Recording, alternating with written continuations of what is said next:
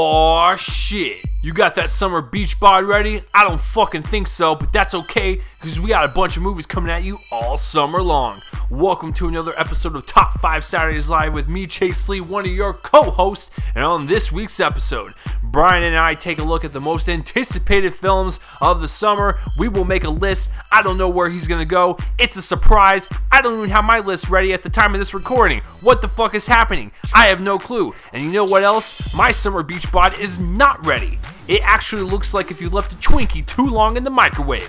That's how fucked up it looks. Let's begin this week's episode. You guys are awesome. Let's go.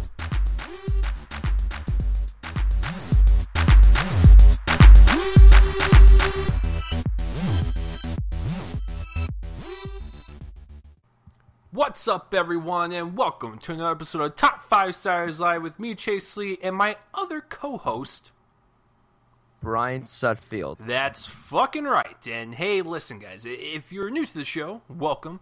What we do is we take a look at some of the movies coming out every single weekend, and we will make a top 5 list and honor said movies by, choosing an actor, actress, director, genre, what have you, and honor that movie, put it on that pedestal it was born to be on, and just, massage it. Just massage that and just make sure it's, being honored to the best of its ability. And the cool thing about the show is that it's live, so we have no idea what the hell's going to come out of our mouths, and we don't know each other's lists. And this list is going to be even more diverse. I have no way which Brian will... I have no idea which way he'll swing. There's a lot of movies coming out. So before we get into that, Brian, how are we doing? I'm good. How are you? I'm a half a bottle down of wine, so we're gonna see how this goes, ladies and gentlemen. We're gonna get loose and we're gonna get pretty funky. Now, in the future, I'm gonna ask Brian to drink along with me, and we're gonna give you guys a super drunk episode, but that will be later down the line. That's gonna have to happen eventually. All right, so I'm doing good. Just another week in paradise. What's really funny is, like, before I started recording,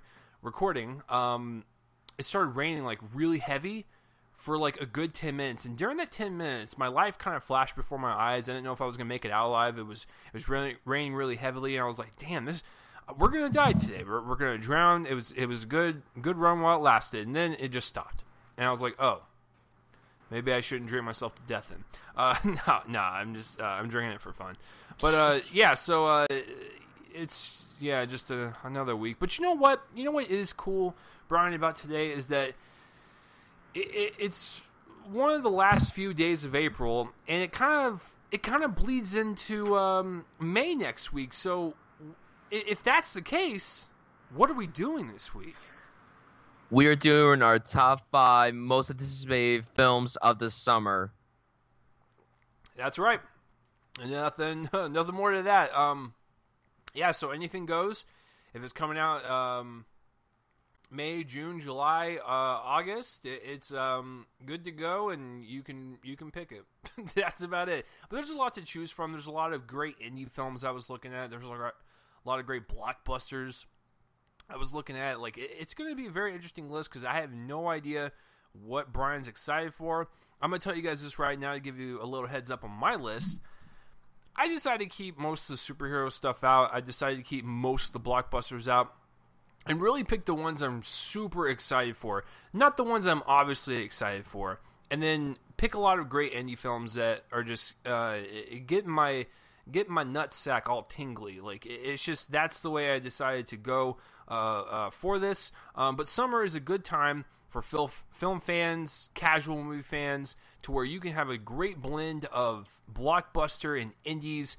It's going to be exciting.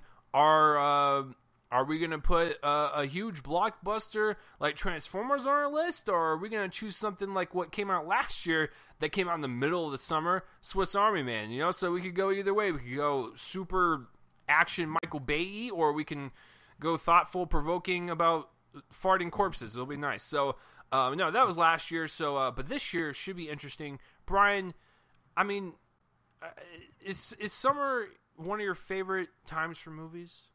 Of course it is, because I get to go home and watch a bunch of movies with all my friends. It's something I love doing, and you have a great diversity of blockbusters and indies. So the cool thing is, with this summer, there's a lot of blockbusters to be excited for. But with indies, you got A24, a few other independent studios, and I love the summer. And for me, when I go see a movie in the summer, I love seeing the blockbusters, but at the same time, I like to take a break and see the indie films. Like last summer, we had Swiss Army Man, Captain Fantastic, Cafe Society, so many awesome independent films. Hell or High Water, Hunt for the Wilder People. So many great films that came out last summer. And this summer, it's going to be the same thing, I hope. So, yeah, I'm always excited for the summer movie season. Yeah, I'm really excited because it starts off in a couple weeks for me. I'm not even counting Guardians. I'm counting the fact that I'm seeing the highly anticipated Snatched and Alien Covenant back-to-back, 1 day apart. So that'll be very interesting. That happens May 9th and May 10th. That's when my summer movie starts. I'm not even counting Guardians because I've been looking forward to Guardians for like 3 years now. So, so I'm really excited to kind of get into this and really kind of show you guys some of the diversity that's going to be happening this summer. Because like I said, I don't have that many blockbusters. And even the blockbusters I do have, I think are, they're not like blow them up like Transformers Last Night status, but, they're really well done films, which I hope they are. But if you like those types of movies, that's great. That's the great thing about summer, is that I love just sitting back, shoving popcorn in my face, and just like drooling at a screen. I'd love that shit.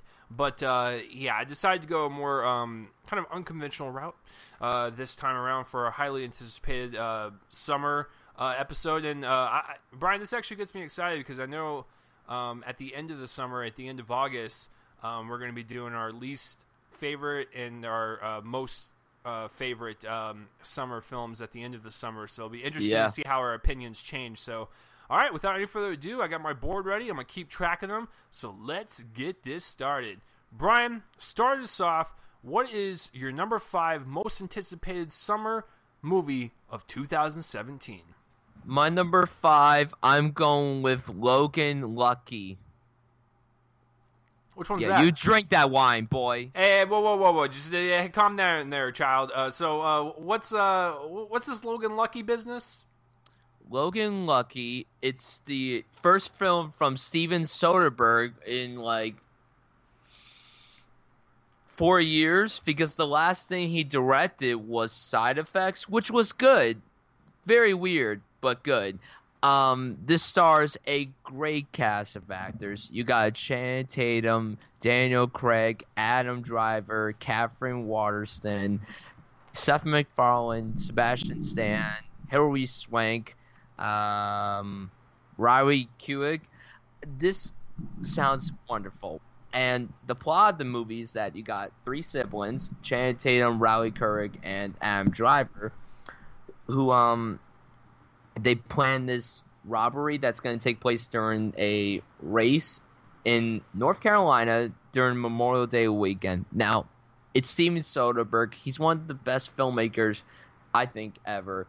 When you watch a movie like Out of Sight, Traffic, Aaron Brockovich, or even Magic Mike, the guy is so versatile in his career. He's wonderful. The Ocean movies, there's so many I could think of, but it's a Steven Soderbergh movie, so that's why I'm pretty excited. I cannot wait for them to drop the first trailer. So Logan Lucky's my number 5.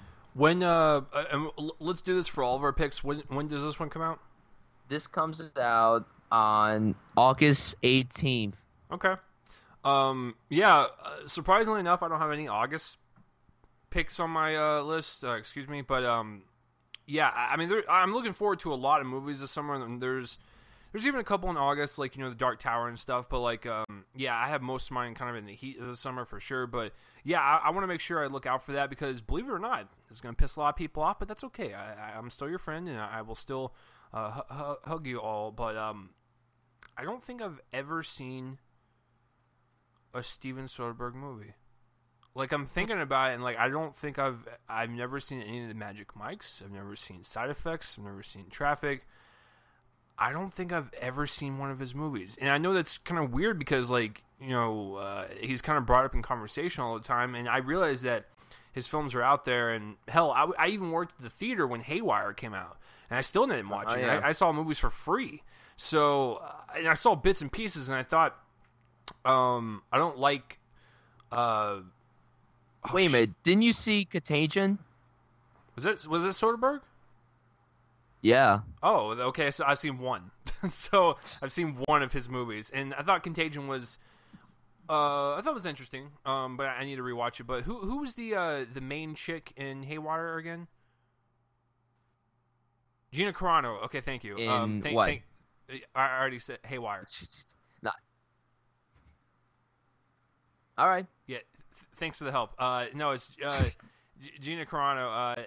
And you know, when I saw the bits and pieces when I worked at the theater, I was like, man, she's terrible. Like, she's a terrible actress, but she kicks a lot of ass, and the fight sequences were very bone crunching, very intense, and so I like that. So I know that Soderbergh's got like an eye for making stuff, and I've heard that his TV show, The Girlfriend Experience, is decent, I guess. So, you know, like I said, I just need to catch up on the Soderbergh.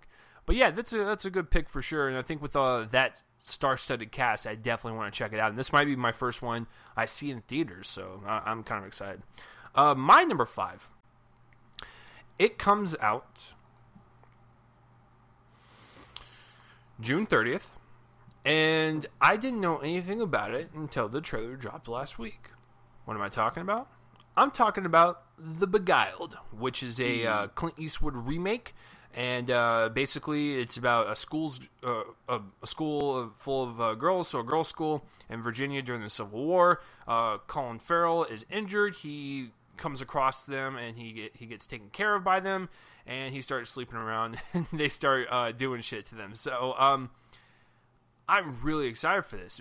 I had no idea what this was. I had no idea who was in it, what was coming out, but that trailer kind of blew me away. It was the perfect amount of, like, suspense and just intensity for that good minute and a half, 2 minutes, whatever the time length was. I loved all the actors in it. I love Kirsten Dunst. I love Elle Fanning. I love Nicole Kidman and Colin Farrell. It's just a recipe for greatness. I don't think I've ever seen a Sofia Coppola movie. Oh, wait. Lost in translation. So I haven't seen modern Sofia Coppola. Let's put it that way. I think that's the only one I've seen from her. She's a competent filmmaker. I love Lost in Translation. So watching this trailer, it looks like a mix between a Western, a drama, and a thriller, and I'm like, what the fuck is happening? Because when the trailer starts, like, it's very quiet. You know, Colin Farrell's like, I'm injured, come save me. You know, I can't do an Irish accent, but you guys get the drift. He doesn't do his Irish accent in this, but, you know, he's Irish. So he's like, I'm injured, come help me, and they help him, right? And so he's like, hey, you guys are all sexy. I'm gonna fuck you. And then he starts fucking them, and it's like, hey, you probably shouldn't do that, fam, because Nicole Kidman's watching. Now, I will say that the trailer was really well done, except for the last scene. I could have done without the last scene, because it kind of revealed a little too much, and really kind of, I knew it was going to go down that way, but it was more of like, I wish I would have been surprised in the theater type of deal. It's very creepy, the way it ends and stuff, and so I know that shit's going to go down, but the way it was shot was very beautiful. It was very quaint. It looked like a painting. It was very very old-timey. It looked like it was shot in Civil War time, so I'm excited for this one. It's my first indie on the list for sure. Brian, I know it's not on your list. Speak. I'm so excited for this movie. This movie looks fantastic. Like you said, the cast is outstanding. Colin Farrell, Nicole Kidman, Kirsten Dunst, Elle Fanning, Sofia Coppola, helmeted. Now, I will agree with you. I will say that the trailer shouldn't have had that last moment, but the movie still looks incredible. And you know what? I'm not gonna lie. If I were one of those girls, I would so fuck Colin Farrell, because let's be honest, would too. He's a gorgeous man. He is. And his last line in the trailer, "What have you done to me, you vengeful bitches?" I love that. It's great. So I'm pretty excited. You know what's really funny? The fuckable status of Colin Farrell goes like this. When I was watching Saving Mr. Banks, spoiler alert, when he was dying in the bed and he looked like a rotting corpse, I was like, you know what? He's still kind of got that sex appeal. You know, it's just, you know, it's we're getting into some gross territory, but no, Colin Farrell's a good-looking dude, so I do not blame these women for wanting to have sex with him. And hey, if he's going to do that, he's going to go out a happy man, I guess. Listen, even though True Detective season 2 sucked, that mustache, he still looks pretty sexy with it. You know, he looks like he would be that one cop that just would never retire, and they're just like, retire, you son of a bitch. And he's like, I'm gonna fucking retire with that mustache. Like, he looked like a hardened officer. But yeah, you know what's really funny about Colin Farrell is that he always gives it his all in all of his movies, and he hardly ever gets recognition. Like, it's kind of sad. But I love all these actresses too. I'm so glad that Elle Fanning is getting up and doing more stuff. Nicole Kidman from Big Little Lies was amazing, so I'm glad that she's kind of back in the forefront. And a lot of people say that Big Little Lies was her comeback. She never fucking left. She's always been in movies, but this kind of like propelled her back into the forefront. That's what that did. And so when you have movies like this and you see that she's all creepy and shit, it actually looks like another great role. And when I first saw the trailer, Brian, I don't know if you thought of this right away too, but it kind of looked like, and it felt like The Others almost with Nicole Kidman, where kind of like that timey period, like big old house, like creepy shit going on type of deal. So and the weird thing about this movie is it's a Clint Eastwood remake. I had no idea he even did this movie, so fuck me, right? All right, so that is my number 5. Brian, number 4, what do you have? Number 4, I have another August release, and that is Detroit. Yes. That is not on my list. Very hard to not pick it, but I expect it to be great. The ones I have picked are more of like, I'm hoping they're great just based on the trailers type of deal. So that's the route I took. But yeah, I'm really looking forward to Detroit. Before Brian begins, I gotta tell people, I first saw it on YouTube, right? And the trailer was great. The trailer dropped in front of Fate of the Furious when I saw it at 9 in the morning, and man, when you hear that fucking chorus in the trailer play in the theater for the very first time, you almost get like teary-eyed. You're like, wow, that was some powerful shit. So yeah, I'm looking forward to Detroit. Not on my list, but Brian, convince me and the others why it is on yours.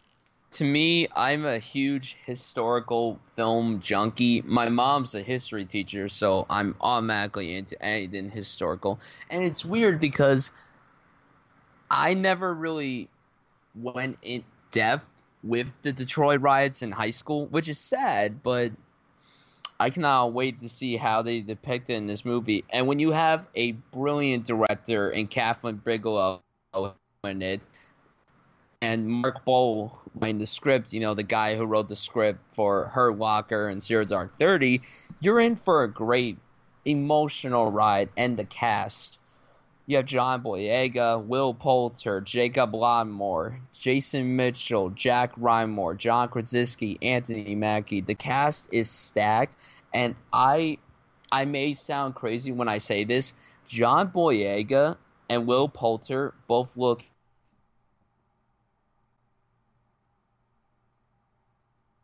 Oscar-worthy. They both look like they could potentially get some award buzz. And, you know, John Boyega needs something good because I saw The Circle this morning and I wanted to kill myself when I watched it because it was so fucking bad. Oh, my God. Interesting. Yes, interesting. But the movie looks amazing. It looks like it's going to be an emotional roller coaster, and it's pretty relevant. Like, you know, the timing of it is perfect. So I'm really looking forward to Detroit. Catherine Bigelow could do no wrong. Hurt Locker and Zero Dark 30 are both great. And she directed the original Point Break. So, you know, she's got talent. So, yeah, Detroit is my number 4.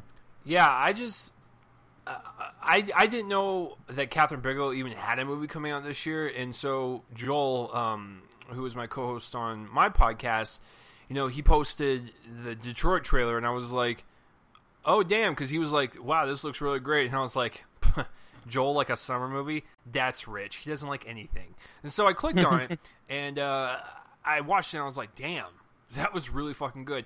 And, you know, I'm not going to lie, after watching the trailer, I kind of want Will Poulter to go back in time to accept the role of Pennywise, because he looks like a creepy man-child in this movie.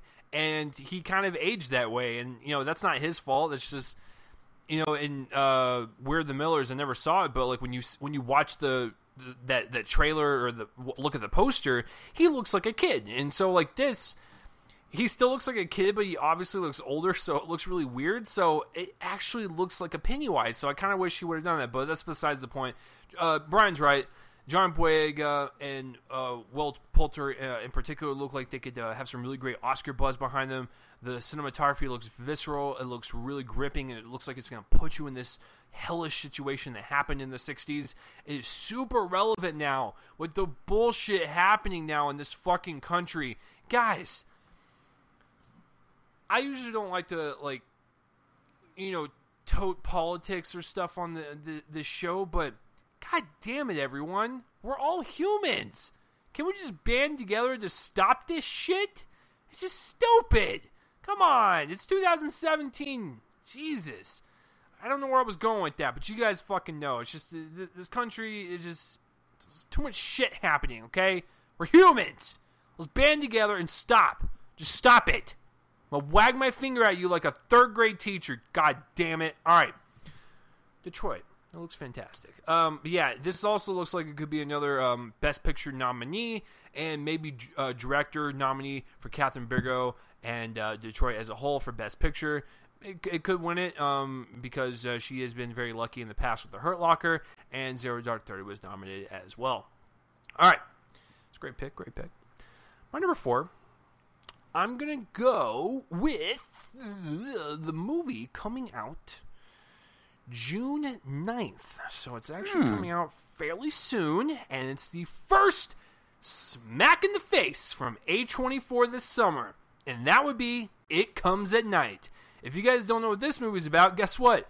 I don't know either. I just know that there was a teaser trailer that dropped, there was a trailer that dropped, and apparently the MPAA saw it because they just rated it last week, so those motherfuckers got to see it already. This movie, don't know what it's about, but the teaser trailer is really great. Sets up down a hallway. All we see is like a little bit in our peripherals from the right and from the left. Down the hallway, it's completely black. The camera slowly moves down the hallway as it kind of reveals the light down the end of the hallway, and then we eventually get to this door. And as we're doing this long tracking shot, we intersplice with a bunch of shots from the movie, and it looks great. Joel Edgerton's in this. It looks like it could be A24's The Witch this year, because they also did The Witch last year, and so this looks like it could be their like straight up like best horror film this year. I love the mystery around it. I don't know much about it, but that's what's great going into this. I love the cinematography. All the shots in it look, I'm telling you, they look like The Witch. I don't know if it's the same DP, but it looks like the fucking Witch, which is great because that was a really great slow burn of a horror film, and it wasn't like this jump scary type of like buffoonery we see in most PG-13 horror films nowadays. It took its time. It let scenes breathe a little bit and really just kind of creep you out by looking at the unknown. And that's what's great about It Comes at Night. We don't know what comes at night. So it's the kind of thought of all these characters, in the darkness or looking out into the woods, and you don't know what's there. You don't know what's happening, and that's what's scarier is when you don't fucking see it. So I don't need to see any more trailers, by the way. I'm going to try not to watch any more trailers. Hopefully no more trailers come out between now and then, because then I'll have to review it for my fucking show. I don't want to do that. I want to just...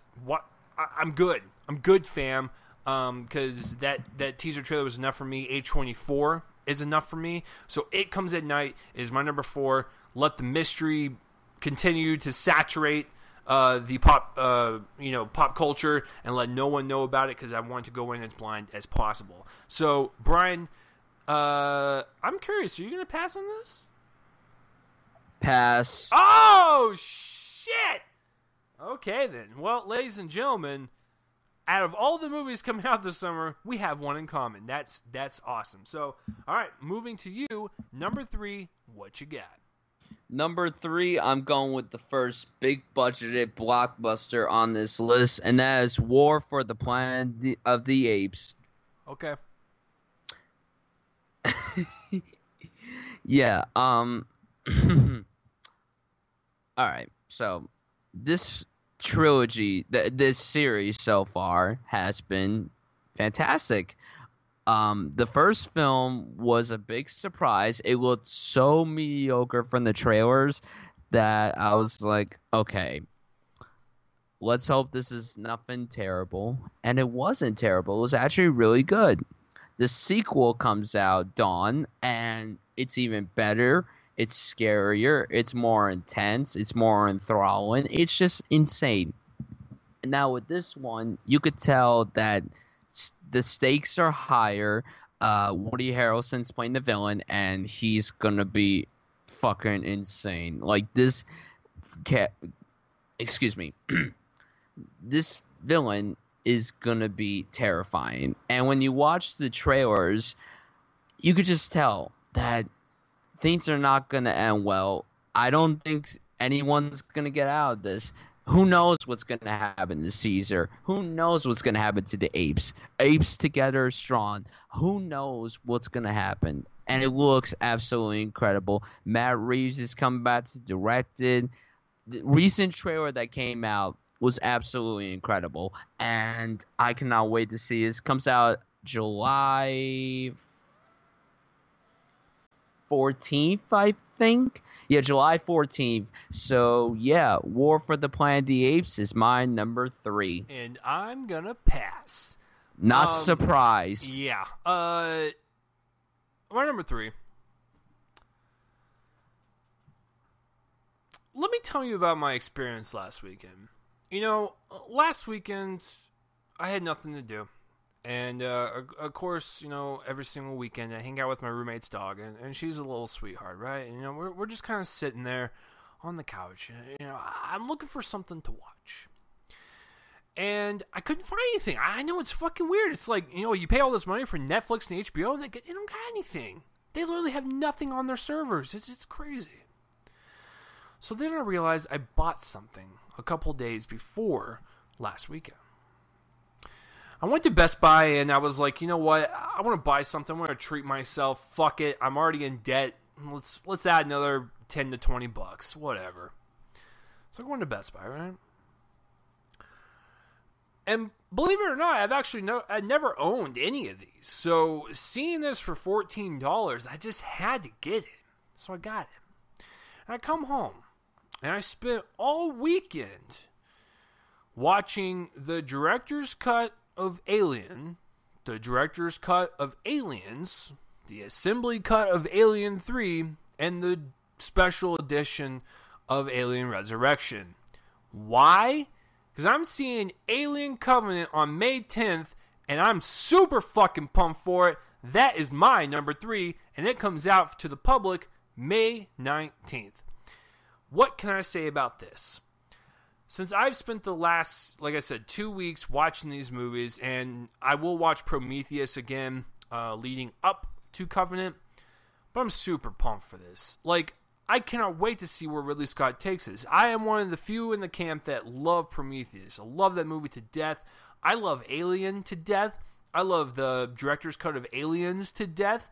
I actually really like, didn't say love, do not twist my words, I like the Alien 3 assembly cut. Didn't see the theatrical cut, but I like the assembly cut. Alien Resurrection can go sit on a hot cactus.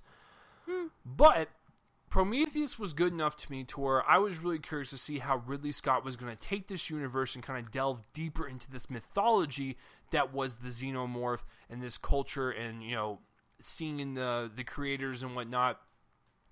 And the trailers for Alien Covenant I've absolutely loved. I think it really kind of harkens back to what Alien was and really kind of capture that atmosphere of horror and just like have the exciting action sequences, you know, especially with like the alien on top of the ship like that, banging its fucking head into the windshield, and Danny would probably going, holy shit.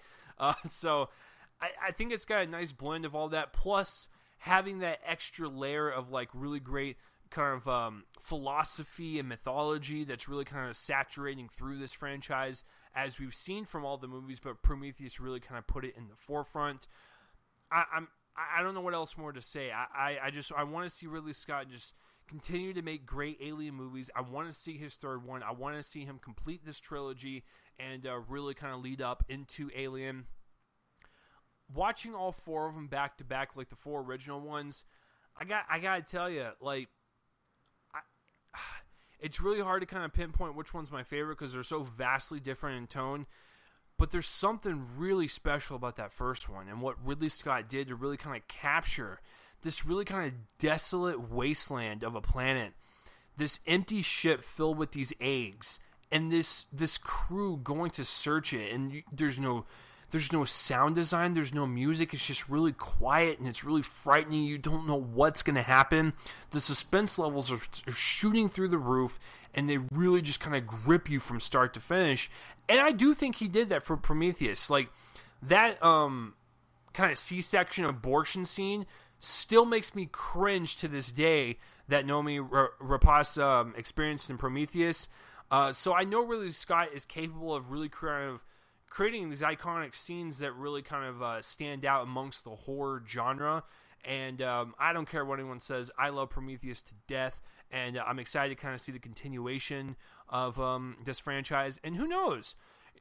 Maybe Alien Covenant will make more money than Prometheus since it's got Alien in the title. Maybe that will entice people to go out to go see it. So I know most of you guys are excited to see it. I am. I'm excited to see the Fassbender and Rapace come back from Prometheus, and then of course have all these newcomers, and then have Catherine Waterston look like a mini Ripley. So Alien Covenant is my number 3. Brian, what you got? You gonna pass on this, or you gonna speak up? Almost made the list. I am so fucking pumped for Alien Covenant. Like you, I really liked Prometheus a lot, and I do appreciate the original Alien franchise, particularly the first two.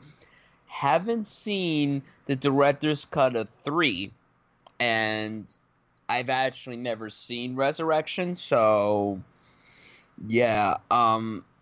If that package is still cheap, I am so gonna get that because I want to rewatch all these films leading up to Covenant. And dude, not even joking. Like the anthology Blu-ray pack is $60, but if you don't want the bonus features, like, I really don't care. I just wanted the movies. All 4 movies on Blu-ray plus their special edition, so you get 8 films basically for $15. You can't beat that. So that's why I totally picked it up, even if because I told myself I wanted number 1 and number 2, right? And so when I went to Best Buy, they had number 1 and number 2 for $7 each. That's $14. So I figured, okay, I'll pay the same amount and just get 2 maybe mediocre ones, just so I can say I have the franchise. So I think it's totally worth it. If you want the anthology set, that's going to be a little bit more expensive. But if you really don't care about bonus features that much, and you still want the special editions and the original versions of each film, get that set. It's called the Alien Quadrilogy set. So whatever it's called, I think it's worth it. So Brian, please pick it up. I think you'll be more than happy with it.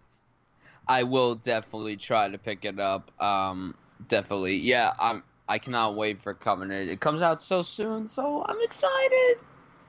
Yeah, I'm going to be jumping up for joy on May 10th. It's really interesting because I'm seeing 2 20th Century Fox movies back to back. I'm seeing Snatched on the 9th, and I'm seeing Alien Covenant on the 10th, and I'm like, why did you guys schedule this back to back? Like, it makes no sense, but whatever. So I'm excited to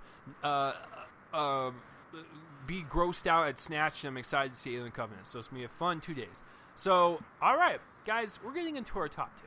Now, let's really think about this, and let's kind of dive into Brian's brain a little bit, because, he's got 2 slots left, and I can only imagine that maybe Spider-Man is on there in some way, shape, or form, but I'm not really sure. I know he's got one more blockbuster at least, and maybe he's got a smaller one thrown in there. I'm not going to even attempt to guess it, because there's too many to pick from. So, Brian, break the tension, break the ice. What is your number 2? My number 2 is It Comes at Night. Oh, shit. A24 is the best film company we have today. Everything they've done, nearly everything they've done, is great.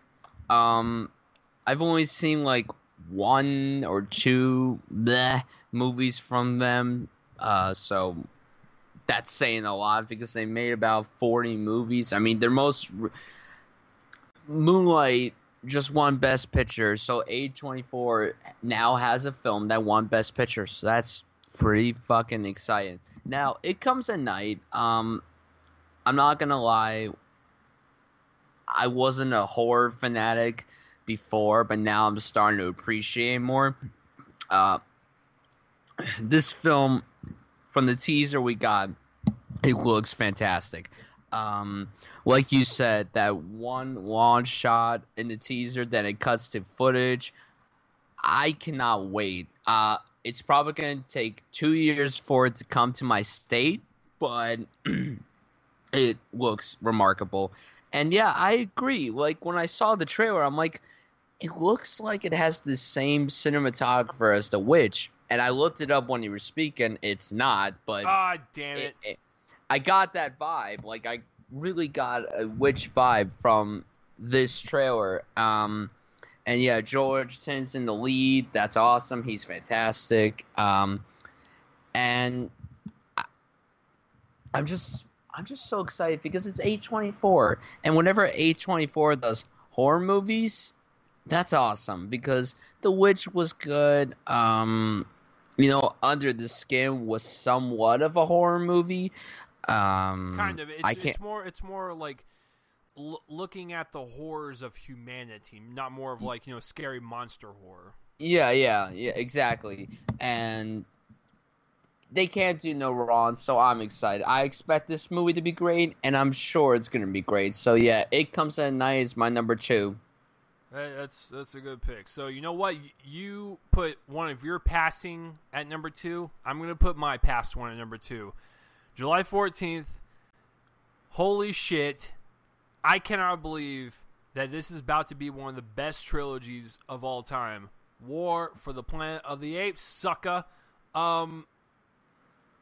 Like Brian, it was 2011, and I remember I actually didn't see it in theaters. I saw it at a dinky, shitty-ass dollar theater with one of my friends. And when we walked in, like, we paid $1 for it, so I was like, okay, so if Rise is terrible, it's okay. It was $1. It was not that bad of a price. So we saw it, and even though the theater was really shit, the movie was great.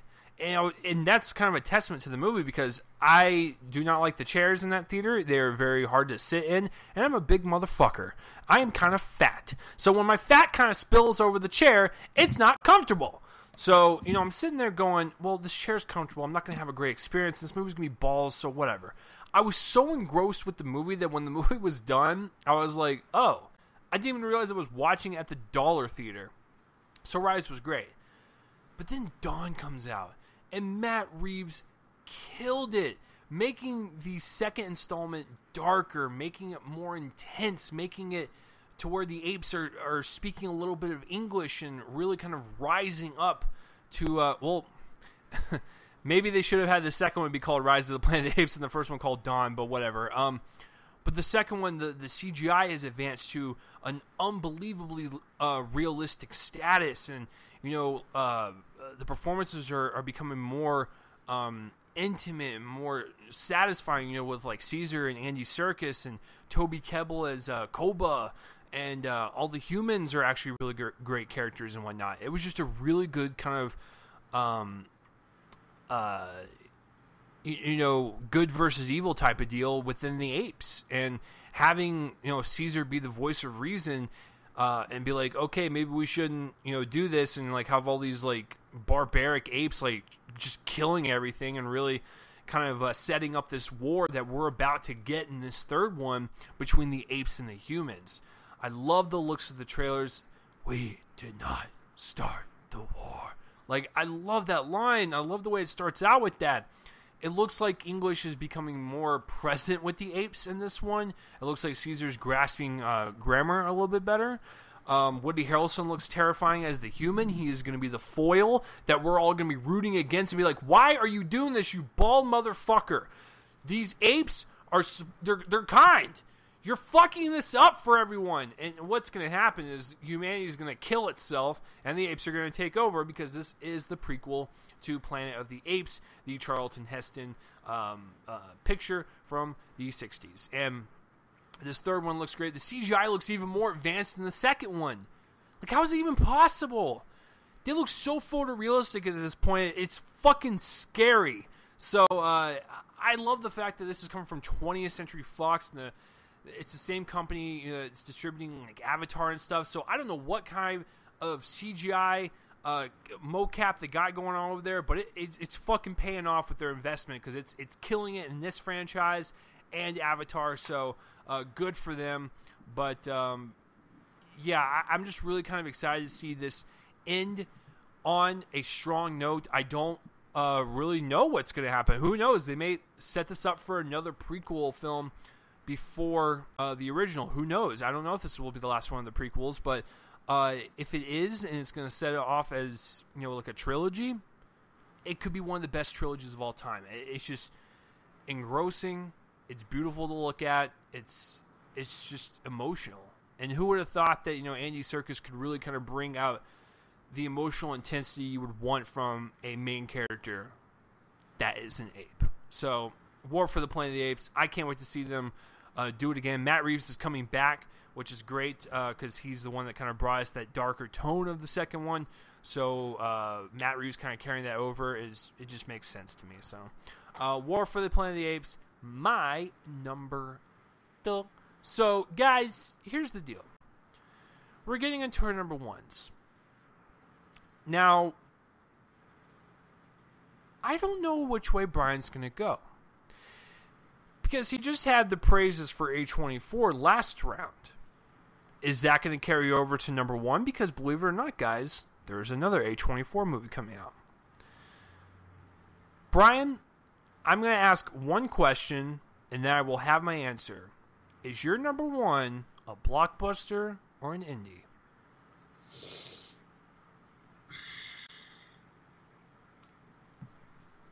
It's a blockbuster.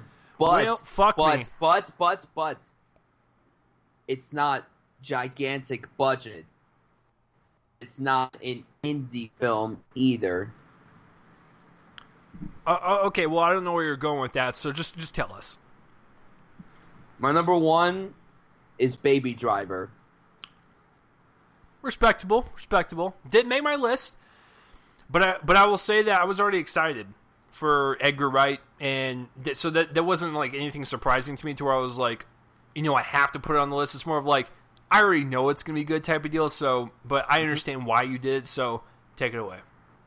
Yeah, Edgar Wright to me is one of the best filmmakers we have today. I mean, the Cornetto trilogy, Scott Pilgrim, the guy's awesome, and this looks like his version of Drive, but it looks really great. The cast is insane. You got Ansel Elgort being the lead. It's basically the plot of Drive. He's a getaway driver, and then he works for this kingpin, and he needs to do one last job in order to have a better life. So you got Ansel Elgort playing the lead, and the cast is... It's... When I read the list, like last year or 2 years ago or whatever, I had no words, because this cast is wonderful. Ansel Elgort, Kevin Spacey, John Bernthal, Jamie Foxx, John Hamm, Lily James. This cast is wonderful. And, I love when Edgar Wright does his original stuff, because, look, I would have loved for him to do Ant-Man, but Ant-Man turned out to be very awesome. And Baby Driver, from what I heard, because it premiered at South by Southwest, everybody's saying it's really good. And the trailer's really good, so I cannot wait. And it looks funny, it looks charming, it looks like it's going to have heart. The action looks fantastic. And it's just cool because Kevin Spacey is going to be doing Edgar Wright dialogue, which is crazy to believe, because he's on House of Cards right now, and he's gonna come off that fucking Suicide Cat movie and now do Baby Driver. So that's great. I'm excited for it. All my friends are excited to see this. Comes out June 28th. Originally it was gonna come out in August, but I'm glad it moved up. So yeah, Baby Driver being moved up. That means Sony has confidence in this. So yep, Baby Driver is my number one. Yeah, Kevin Spacey's going to have a good month because literally a month prior is when Season 5 of House of Cards drops, so get ready for that. Yeah, no, Baby Driver looks really great. It looks like a really great heist film. I love the fact that the main character has like this kind of hearing deficiency where he's got a bunch of ringing in his ear, so he has to listen to music to concentrate. Yeah. I think that's really cool because like it's it makes him drive better and makes him just concentrate better. And I think that's kind of cool that he has to constantly listen to music, which is really cool because there's so much type of music out there to make you kind of explore many different types that you probably would never even heard of before. So it's a pretty cool little character. So I can't wait to see that. But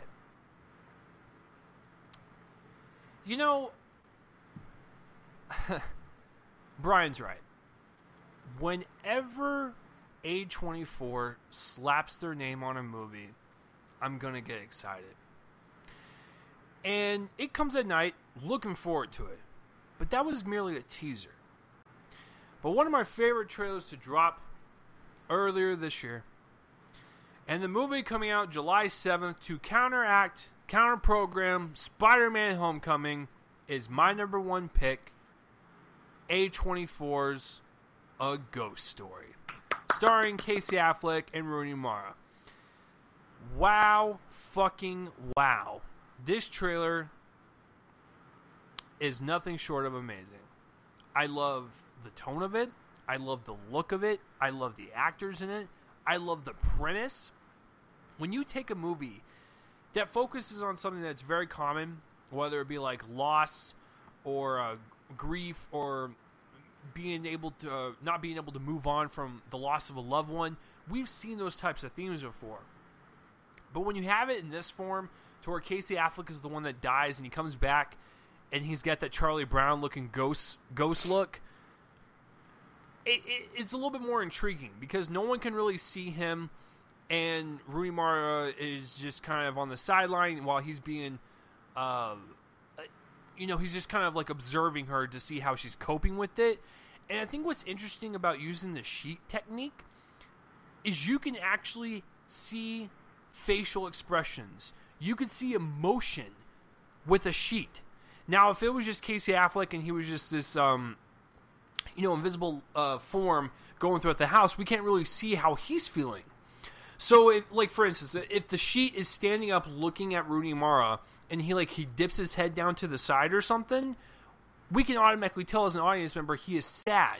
And I think using that technique can really kind of show both sides of grief and both sides of loss, whether it be living or the dead. And see Rooney Mara and see what she's going through, and also see the pain that's striking Casey Affleck's character, knowing that he has left her in this condition.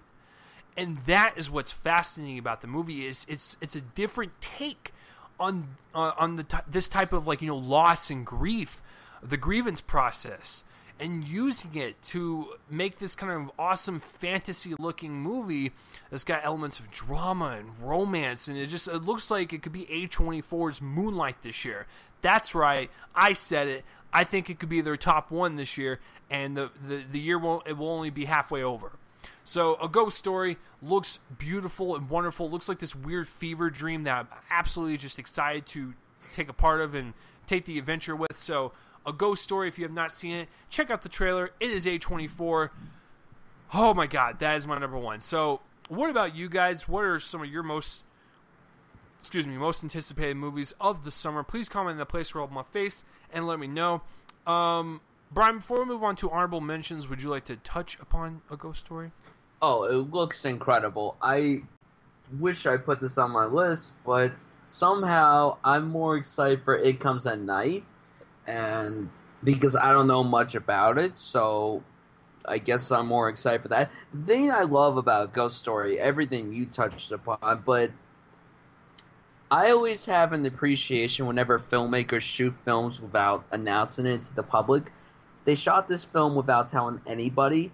David Lowery, because this is his follow up to Pete's Dragon. He talked about, oh, I'm doing this upcoming like psychological film of sorts, but he didn't say who was in it, what it was about. He just said, oh, I'm working on this film. So the film was announced like 3 months after it finished, and it was shot in Texas. So I'm excited for it. It looks heartbreaking. It looks gorgeous. I'm excited for it. And you know, at first I wasn't fond of the 4:3 aspect ratio, but I kind of like it because it makes it feel old school sorts. And yeah, it premiered at Sundance. People were praising it. It looks absolutely spectacular. And the fact that Casey and Rooney are working together again after Ain't Them Body Saints, which David Lowery also directed, that's pretty cool. So, yeah, it looks incredible. I cannot wait for a Ghost Story. Yeah, it's speaking of shooting in Texas, David Lowery is also a Dallas native, so that's where he's from.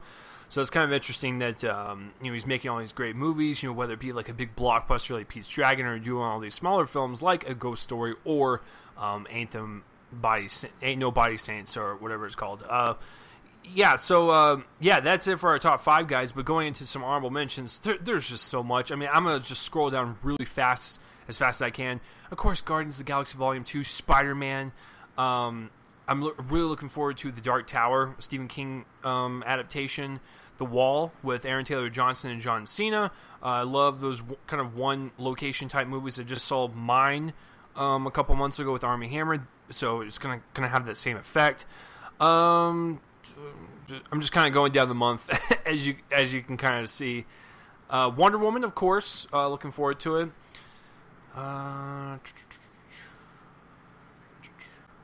What else? All Eyes on Me. I'm excited to finally see that biography that's been pushed around for five years.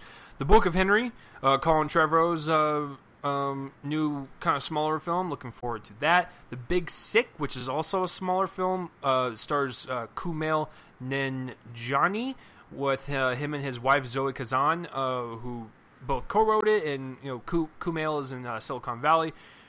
47 Meters Down looks really fun. I will say that. You know what? I'm looking forward to The House, Will Ferrell comedy, Amy Poehler. It looks like it'd be fun, I guess. I'm still befuddled as to why Trey Parker's doing Despicable Me 3. Moving on. Let's see. Of course, Spider-Man Homecoming. Dunkirk. Yeah, everyone's surprised that that's not on the list. It's just, I'm looking forward to it, but I think I need to get closer to the day before I make that assumption, because at least with like War for the Planet of the Apes, I've already seen the O2, so I know what to expect. In A Ghost Story, I already know A24's deal, so I've seen enough Christopher Nolan films to where I could judge that, but it's just, I'm still looking forward to it. Valerian, I'm curious, because Luc Besson's probably going to bankrupt his company, Europa Corp, for this movie. Of course, Dark Tower, Atomic Blonde. Going to August. Just real fast. I'm trying to go as fast as I can. I'm sorry, so I can let Brian talk. Baby Driver. You know what? Annabelle Creation looks pretty good. Hitman's Bodyguard looks fun, I guess. That's it for me. So, Brian, what you got? All right, Guardians. You know what's funny? 2 days ago, I was in the city, and the premiere of The Wall was going on because I saw signs for it. So I was like, oh, shit. What the fuck? I could have seen John Cena, but oh well, whatever. Alien Covenant.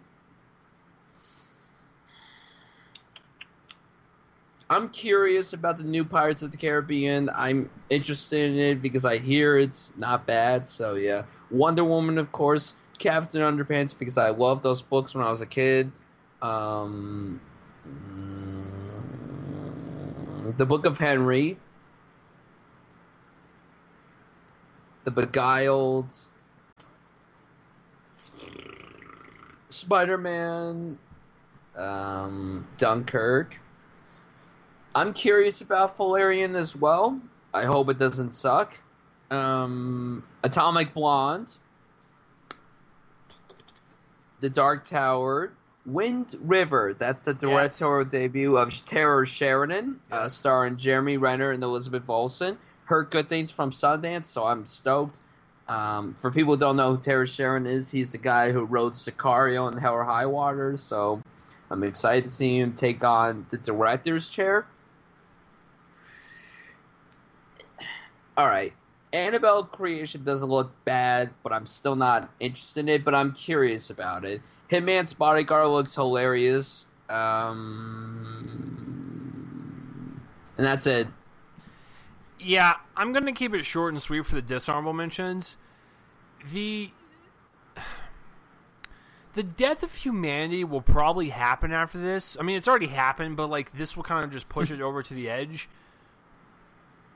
I can't believe we live in a time where emojis get their own movie. I cannot believe the Emoji Movie exists. I can't believe kids will go see it. I can't believe parents will make their kids go see it. I can't believe it'll be #1 that weekend. I cannot believe all this is going to happen. What the hell is wrong with you, everyone? That's my least favorite of the summer. I'm only going to pick that one because everything else is either subpar or I just really don't care to see it. But that is kind of like the bottom of the barrel, like below the barrel, like the part where all the shit is, and then below the shit, the Emoji Movie is like that little rock at the bottom. So that's mine. Okay, so my dishonorable mentions include the new Diary of a Wimpy Kid movie. Well, that too. Snatched. Maybe it'll be good. I hope it's good. Rough Night, which looks terrible. For Scarlett Johansson. It looks so bad. I know you said you're interested in The House. I'm not. It looks like the same typical Will Ferrell comedy where he's going to play. You know what's really funny is like the trailer's terrible, but I'm a sucker for anything Will Ferrell. I don't know what it is, but even if it looks terrible, I still go see it. I don't know what's wrong with me. What's fucking wrong with me, everyone? Well, it'll probably be better than what Will Ferrell also has coming out later this year in Daddy's Home 2. Okay, yeah, I will agree with that. But I'm going to shock you right now. The Emoji Movie's not my worst. My worst is The Nut Job 2. Okay, well, that's like in the same category. Yes, but I'll tell you this right now. If I had a gun to my head and I had to pick one of those movies to see, I would pick the Emoji Movie in a heartbeat. What? Oh, hell yeah. Dude, The Nut Job is one of the most poorly animated movies ever made. The cast is so bad. Will Arnett is, you can tell that he's faking it. Listen. In a time where Will Arnett could do anything, he could play Batman, he could play a fucking horseman, he could play the role he plays on Arrested Development, the guy that could play anything. But why the fuck is he playing a stupid squirrel and then the animation looks bad? I don't understand. This movie didn't even make a lot of money. But it made money, though. It made enough money to where they were like, let's greenlight another one of these shitstorms. Because the first one cost a nickel to make. So the sequel, I hope it bombs. I hope it tanks, like, badly. So, yep. But the Emoji Movie also looks like shit. And it's sad because T.J. Miller is the lead. But Patrick Stewart is playing the shit. Like, it makes me so sad that he's a part of that, too. Well, it better surprise. I don't know. I guess. All right, so that's it for our dishonorable mentions, guys. But what about you? Let us know. Jamon, John, and Kenny, we know you're listening. Please let us know. I'm curious to see what you guys' picks are for the summer. If you're more indie heavy or more blockbuster heavy, it doesn't matter. Movies are great for all types of choosing, so I'm all looking forward to everything coming out, even the bad ones, because I just want to hear all the reviews and read them. So so that will do it for this week's episode, guys. Another great one in the bag. Brian, what are we doing next week? Next week, Guardians of the Galaxy 2 comes out. What? We're going to be doing our wait a minute, that comes out? What the fuck? Dude, I've been hiding under this rock for like 3 years, and no one told me anything. I basically went into cryo sleep after the first Guardians, and I'm just now waking up. They made a sequel. That's pretty fucking cool. Thanks for telling me, fam. Thanks for telling me this shit. Oh, Jesus Christ. Okay, any Hooters. Top 5 superhero sequels. Oh, shit. This is going to be... Okay, so what are the rules? Is it just only the second film in the installment, or can we do others? You could do others, but it has to be one per franchise. One per franchise. So, okay, so for instance, like, if we choose like an X-Men film, that includes the older films and the newer ones, right? Correct. We can only do one out of the entire thing. Absolutely. Oh, shit. That's going to be hard.